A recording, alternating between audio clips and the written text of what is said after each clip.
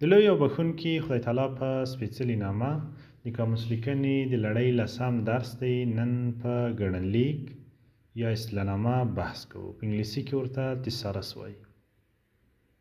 ګڼنلیک یا تیسارس. ګڼنلیک څه ته وایي؟ دا هم د قاموس غوندې یو ډول کتاب دی. خو کوم ډول کتاب دی؟ کوم ډول قاموس دی؟ ولې تیسارس لیکو؟ د هغې کارونه چیرې ده؟ د هغې ګټې څه دي؟ نن په همدې باندې بحث کوو. ګڼنلیک د کلماتو داسې یو کتاب دی چې د ژبې د کلماتو لیست د معنایي مشابهت یعنې همانیزونو یا متضادو ویونو پر بنسټ پکې راغلی وي. خو د دې لپاره معنا نه لیکل کېږي. یوازې یو جمله وي چې هغه کلمه یو څه موږ ته روښانه شي، د هغې کلمې کارونه موږ وپېژنو. دا هم الفبایي ترتیب لري.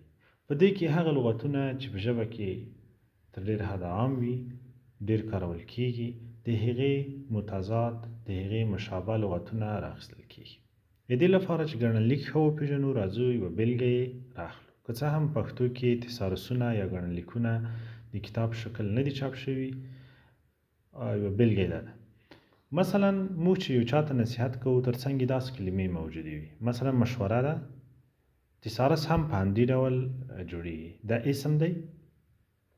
د دې لپاره چې مشوره وپېژنو، په جمله کې استفاده شوې ده کلمه. د ماته ډېره ښه مشوره راکړه. خو د مشورې اړوند نورې کلمې څه شی دي چې هغې ته نږدې دي یا د مشورې لپاره کارول کېږي، یا د مشورې ضد کلمې څه شی دي؟ کومک دی، مرسته ده، لارښوونه ده، هیله ده، غوښتنه ده، وړاندیز دی.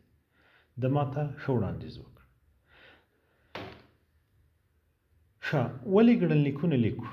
موږ چې کله داستاني طرحه لیکو، یا یو ناول لیکو، یا رومان لیکو، یا یو لیک لیکو، موږ له تیسارس نه ښه استفاده کولی شو. کولی شو یوه کلمه انتخاب کړو، د هغې اړوند کلمې له تیسارس نه پیدا کړو.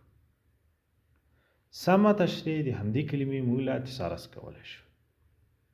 مثلا که موږ د یو چا تېروتنه اصلاح کوو، کیدلی شي په تیسارس کې د هغې اړوند کلمې پیدا کړو، په داسې ډول مخاطب ته ځواب ورکړو، هغې ته مشوره ورکړو چې هغه هم ورباندې پوه شي او هم ورته بې نزاکته معلوم نه شو.